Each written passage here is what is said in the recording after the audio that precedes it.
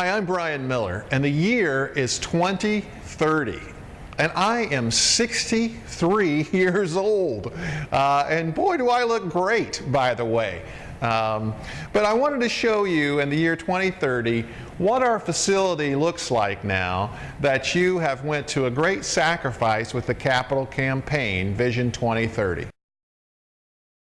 With the success of the Vision 2030 campaign, we're able to do all the renovations we wanted, and now we use this entrance as our main entrance. People will come and go to church on Sunday morning through this door and be warmly greeted by our greeters, and then not just kind of shoved into all where the chairs are and be left to fend for themselves, but they'll have a place to kind of hang out, get acclimated. The greeters table will be here. This information table will be over here, which will be so nice because before, back in 2014, boy, that was a long time ago, that was kind of put off into a corner and nobody ever saw this. So we can have information readily available for people, and then hopefully we'll have two services. Well, not hopefully, I know for a fact because it's 2030 that we do have two services, so people can kind of hang out in between services here in this area and maybe have another cup of coffee and see somebody they hadn't seen and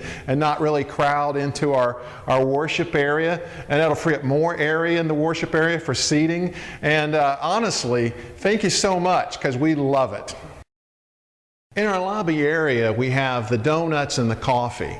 This is fantastic because we had so much congestion before in the kitchen as people came in and out, and as we grew in attendance, it just got worse. So now you can get your donut and your coffee in this more open area, and it works out very, very well.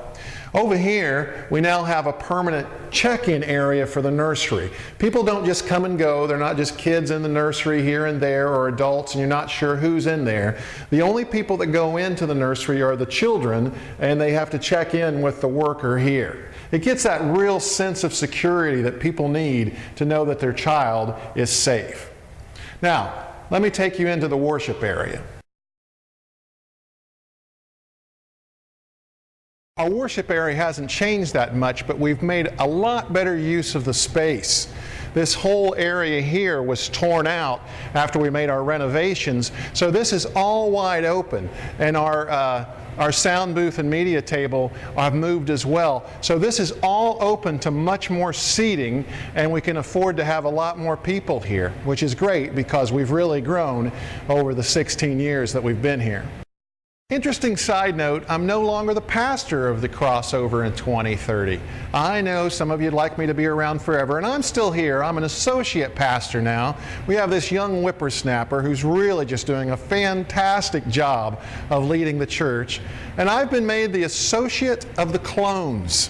Since they perfected the cloning technology, this is just something that everybody's doing, but it's made my job really difficult. Just imagine pastoring 4 Randy Myers.